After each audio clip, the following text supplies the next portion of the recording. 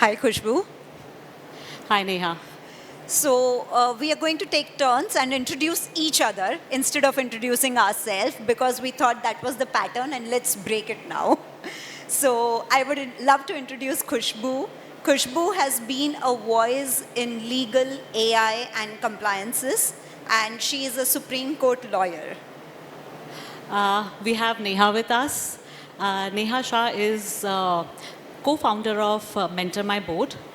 She and her organization has been very instrumental when it comes to governance for the board of entire BFSI.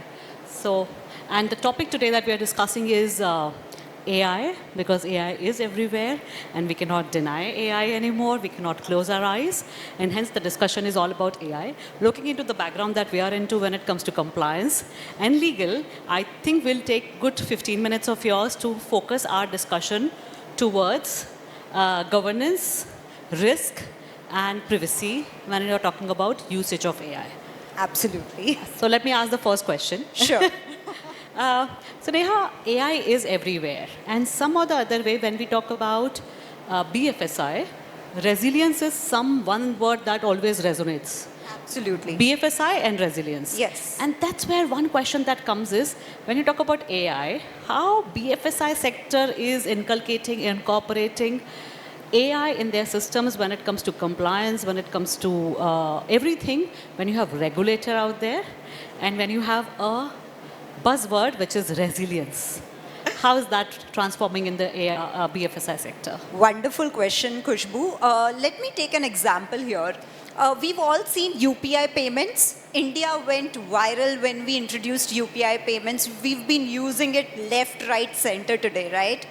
But the resilience that keeps us going in using it, the aid that the government has given us, the support that the government has created for using these kind of UPI payments has been incredible and phenomenal, right? So when it comes to the BFSI sector, which is highly regulated by the regulators, it is even the more essential that we have more governed norms for having AI in the BFSI sector. And that is where this resilience will count, and that is where resilience will kind of keep on compounding. We heard Nehal speaking about compounding of investments, right? The resilience being compounded on the basis of trust is the next economy that we are going to build, because unless we have the trusts in the capital markets going, unless we have trusts from the people, in the government and in the regulations that are coming in, it becomes really very difficult. So resilience is something that is really important, and backed by some government norms and backed by the governance of the organizations is something that will keep us going ahead in the future. Lovely. So when you talk about, let me ask you one more question and then I'll... Okay. Because when you speak about governance part and when you talk about continuity and the trust factor, banking and trust. Yeah. Entire BFSI and trust are something which is synonym and we cannot separate two. The moment trust goes away, everything starts shaking. Absolutely. And with that trust, I cannot not talk about frauds. Banking frauds. All of us, every dining room keeps talking about it. Absolutely. And when you talk about AI, it has got two coins. One, the criminals using AI, making sure that everything that is being taught to us, everything which government, which institutions, which BFSI itself is teaching us, do not share OTP, do not share your passwords, do not do this, keep your banking details safe. If there is anything, keep changing it. Everything is shifting. And also, let's not forget the Digital India mission of India. And that Digital India where every person, we want them to do banking or everything online. Online. Trading yes. online, banking online, everything online, right? And that's our vision, and rightly so. But with that comes the aspect, fraudsters are learning AI. They are keeping you behind and way, way, way behind with whatever you are learning, whatever you are being taught when it comes to security and safety in the digital world. How is BFSI going to catch up? Because when criminals are utilizing AI, is BFSI utilizing AI when it comes to fighting with these criminals?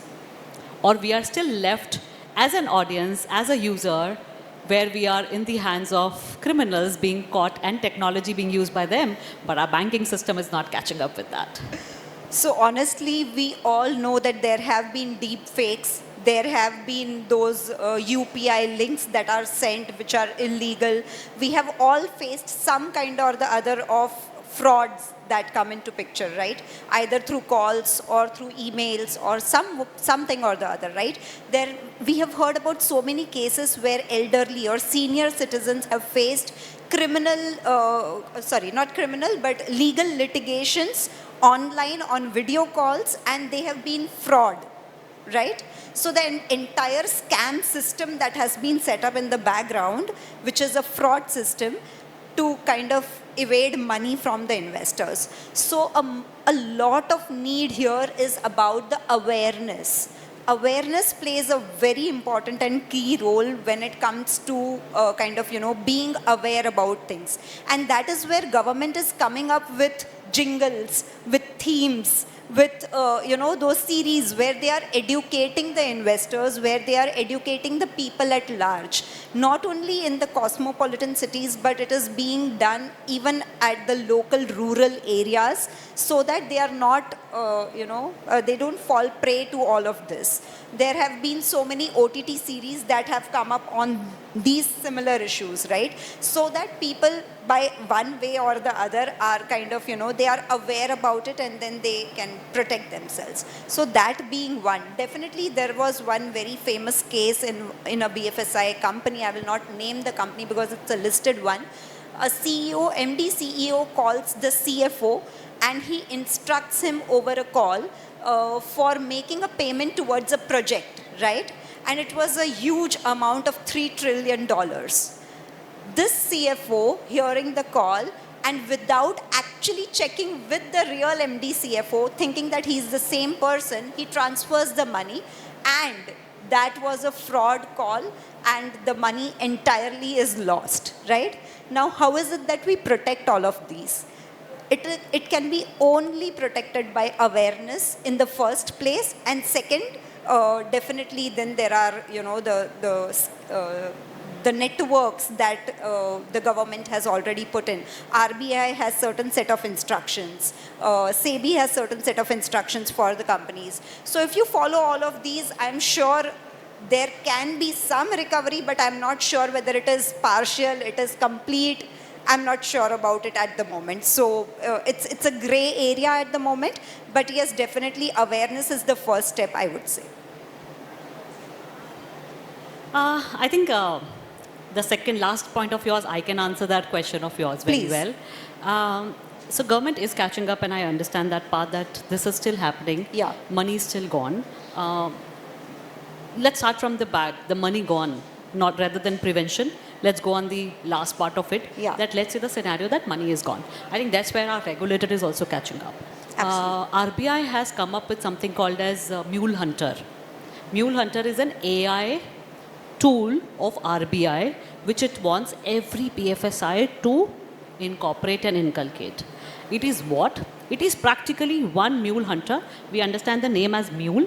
It's Mule accounts. That means what happens today, that CFO transferred the money. Absolutely. The simple language says that I have transferred the money to her. Maybe I have not transferred, but somebody made me transfer money to you.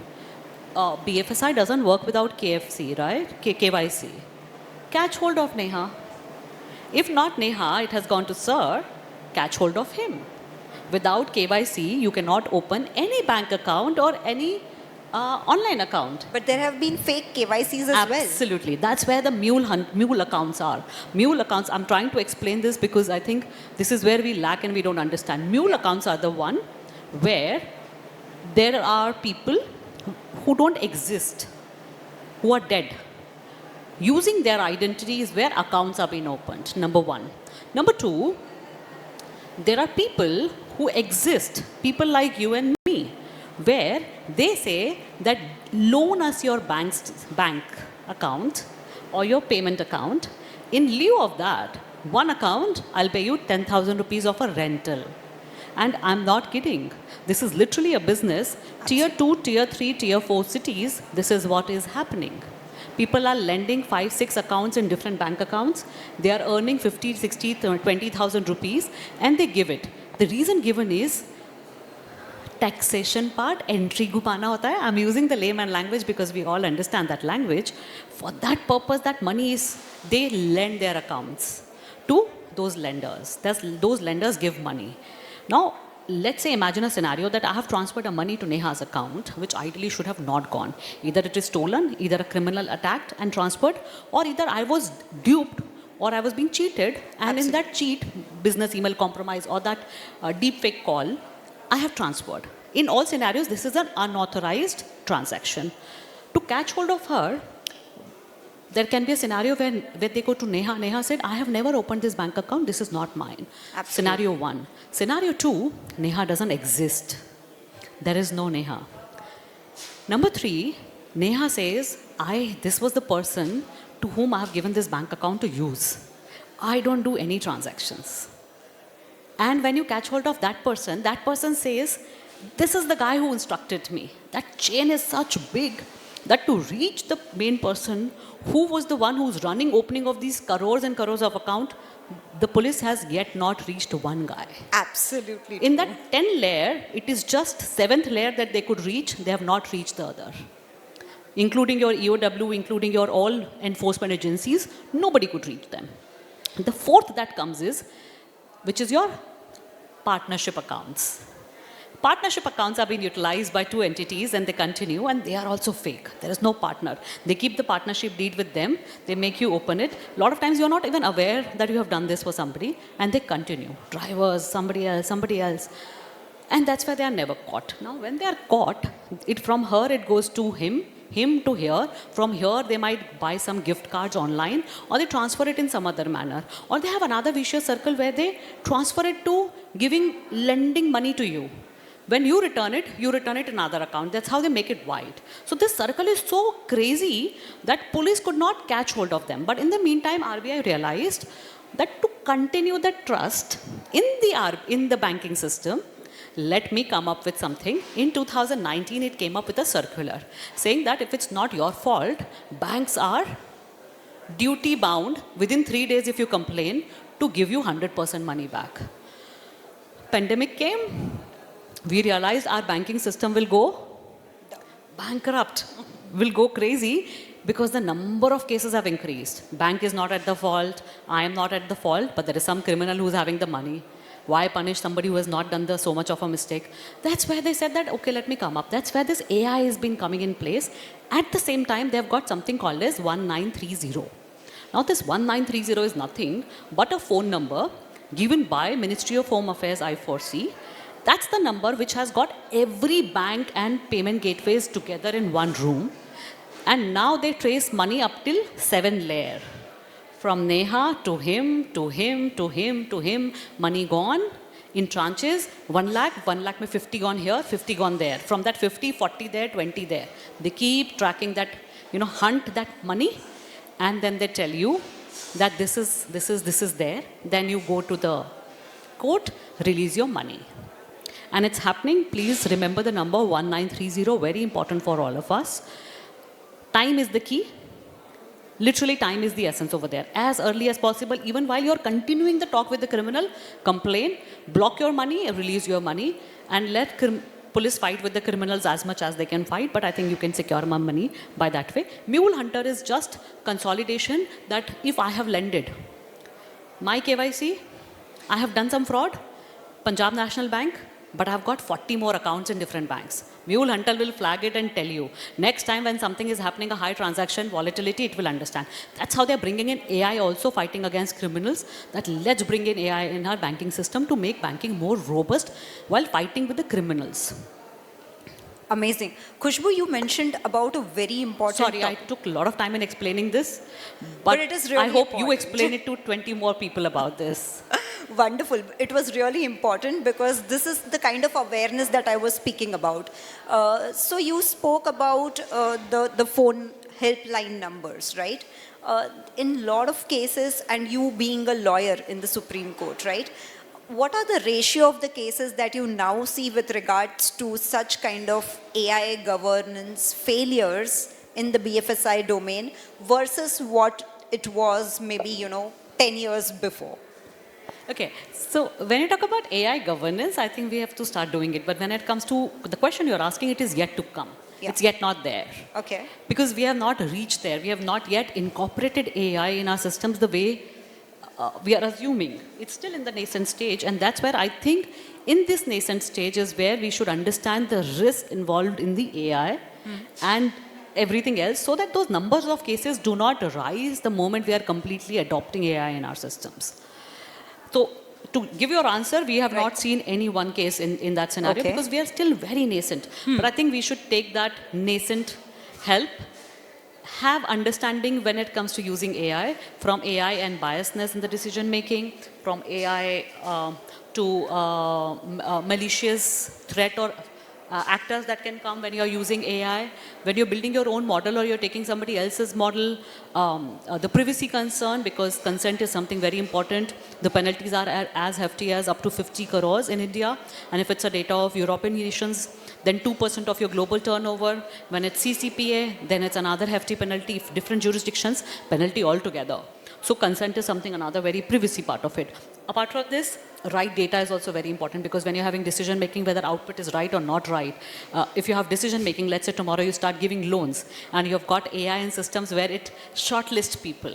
Absolutely. There can be an element of biasness, and that's where you will start seeing cases. 100%. That why am I not being given? Is it on the faulty data that you have denied me? Is it my rating going up and down? Because abhi tak to we were relying on human, and human whatever. There can be an error element, but there is always a less element when it comes to biasness and others. True. But because there's a human.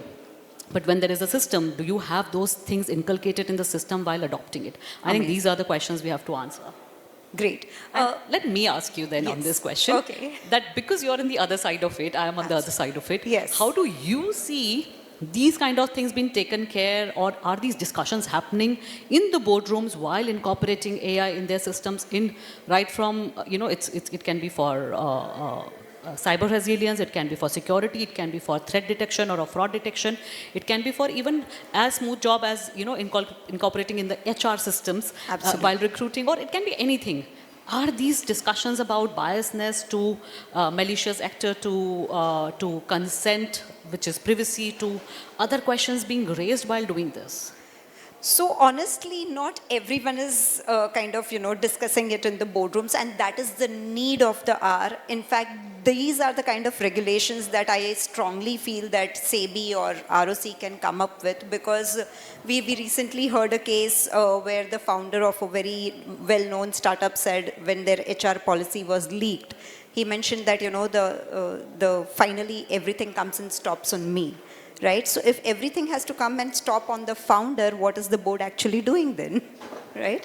So if it is as low as an HR policy, which has a bias and which could not be kind of understood or addressed by anyone else in the system, then what was the board or what was the level down below the management level doing in that case? So these are the kind of topics that need to be focused more on. Currently, the boards are more focusing on the compliance part because there are heavy regulations in the BFSI domain. I would strongly say that there are too many regulations that they need to comply with. The SEBI, the RBI has too many things that they have in line. Definitely there is a shortage or the crunch of time, and that is where it is very important that we do not have the same board members in a lot of boardrooms, right? There is always a problem that once you get a board position, the same person is seen in 5 or 6 or different other organizations as a board member. And that is where it becomes important, because you just cannot focus, you just cannot have the complete intent towards your board role. If you are in a lot of organizations as a board member, and that is where it needs to be highly regulated in terms of the BFS especially, but even otherwise in the other domains, because data, as you rightly mentioned, has become so critical. That is where the DPDP Act also came in. I don't know how many organizations have got trained themselves for Data Protection Act, whereas it has been levied, pan-India, but then there are hardly any good companies or organizations which would have got trained on these kind of acts. Barring the top 1,000 listed companies, I feel there is a huge need of awareness, training, mentoring for the board roles, which is very important and critical in such kind of cases. Definitely AI, data protection, governance are some of the critical aspects today as board directors we really need to be aware of. Super. So I think right from we cannot overlook AI, but then what things we have to look while we are incorporating AI is something very important. When regulator is using it, I think we cannot step our hands behind and we should also use it. We as Absolutely. in the BFSI industry, but I think there are some things which need to be looked into. And I think then sky is the world for us as Yes, well. but Khushbu, just one last question which I wanted to understand from you. You being in the legal domain, what are those quick things that you would want to share with the audience that they must be aware about with regards to AI? Okay, if you're incorporating AI in your organizations, number one, are you building AI at your own? Are you having data? Are you having consent? If you're not having consent of your own user, take the consent. If you're buying the data from some other party, have your contracts in place. Trust me, today everything is beautiful because we are not talking about any issues. Tomorrow these issues will be so big that the reason you got AI in your system will go behind, you will have more of a legal challenges. Those legal battles are not easy to fight. So when you're taking data sets or buying data sets from some third party, from outside, from anywhere, or if you're any employee is also getting some data from internet thinking it's a public source data, consent is very important for you to have in place.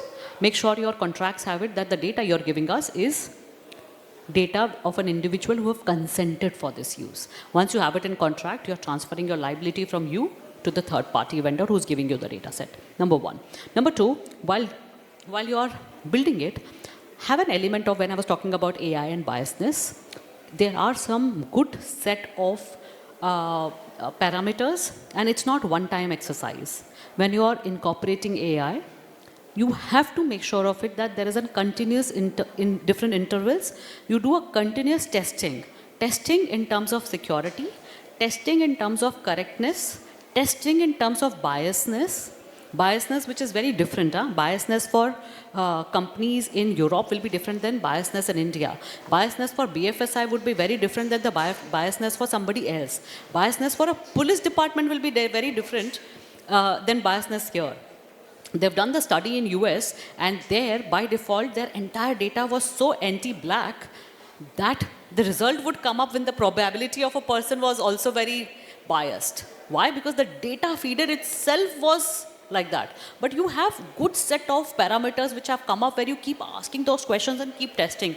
But it can't be one time. It has to be a continuous affair in different breaks that you continue to do so.